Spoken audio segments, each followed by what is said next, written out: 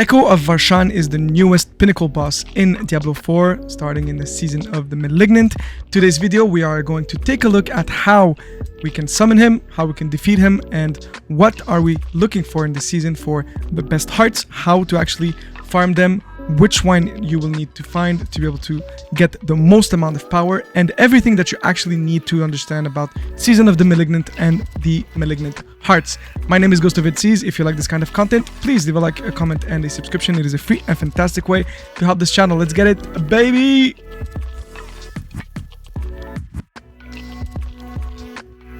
Alright, so first and foremost, you absolutely need to finish the seasonal quest, the one that is going to pop after you finish the campaign or you skip the campaign with the new characters. You go through the Plague of Hatred questline, and then you are going to unlock the Commodore's Bench to be able to craft hearts and craft invokers that you will absolutely need for everything in this season. What you also need to do is to defeat Varshan the first time in the actual storyline or the seasonal quest line to be able to unlock the invokers. How it's gonna work is very simple. Malignant hearts have 4 different types. We have brutal, vicious, devious, and wrathful hearts. All of them have specific affixes that can drop, and today's video I'm going to show you not only how to invoke Varshan in higher difficulties, but also how to find your rightful hearts and how to put them in your jewelries. Alright, so when you are done with the seasonal quest, you will also unlock the Commodore's Workbench at the same time, and in that bench you have 3 different categories. You can create caged hearts, malignant invokers, and crafted caches. They will all need something called a Inkcore, which is basically a crafting material that drops from malignant monsters, malignant powerful monsters, and by salvaging the current hearts that you have. Talking about malignant hearts, let's talk about the types that we have. We have vicious, brutal, devious, and wrathful. So the vicious ones are offensive powers that you will get. Brutal are going to be defensive powers. Devious, utility powers, usually like crowd control and things like that. And the wrathful ones are over powerful ones, super OP with specific traits that you want to take a look at for every single character. Let's take a look at how exactly they work. As you can see here now, those are the offensive now, and the last one is sorcerer only. Yes, they are 1 per class per type of heart in the game that is going to be specific to a class, meaning that there are 3 hearts per type of hearts that are universal, meaning that every class can use, and there is going to be 1 per type that is going to be unique to every class. So you have to find them, and I gotta say they are pretty good. Once that is said, a orange heart needs a orange socket to be able to put in a jewelry, and so on. So if you have a vicious heart, you need to have a vicious socket in your jewelry to be able to put it. For example, I am using these 3 hearts right now, which I think are very powerful. The first one is called Revenge. 10 to 20% of incoming damage is instead suppressed, and when we use a defensive skill, the damage is amplified to 250% and explodes. That is actually very good. And as you can see, it is a level 5 one, so instead of being, you know, only between 1300 and 2000 damage, it goes up to 31,000 damage for the explosion, which is absolutely insane. The one that I really like though is the next one. It's called the Vicious Heart of Tempting Fate, and it states that you gain 40 to 60% critical strike damage, but non-critical strike damage deal 20 to 15% less damage. As you can see, again, it is a high level one, so instead it is better brackets, but I gotta say that it actually amplifies the damage a lot. I've also just figured out that I found the Oculus. The next video is going to be a build around it because it is absolutely insane. I know that people were actually trolling it when they saw the patch note, but I gotta say I'm having so much fun with it. I have to say though that the best hearts are actually going to be the black ones, also referred as a wrathful heart. They are way harder to find, and they also can drop from the caches in the Commodore's Bench, but they have way less, you know, percentage of dropping.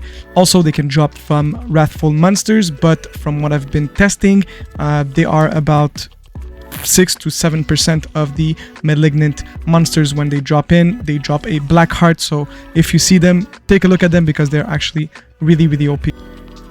Now that we know about the hearts, let's talk about the Tormented Echo of Varshan. So Varshan is going to be the new pinnacle boss, a little bit like, you know, the Echo of Lilith. Whenever you kill him, there's going to be a reward at the seasonal journey, and on top of that, you get a chance to win some Wratful hearts. So to be said, you know, Varshan is actually going to be very difficult at World Tier 4, but before you can unlock him at World Tier 4, you will need to do some steps. Let's go and take a look at them.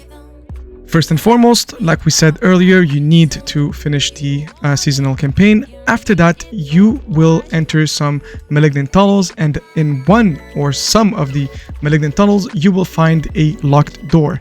Whenever the locked door is actually openable after the seasonal quest, you'll be able to use one of the invokers. The invokers are once again craftable in the Commodore's bench, and you will need specific craftable items that you find by salvaging some hearts or by killing malignant enemies.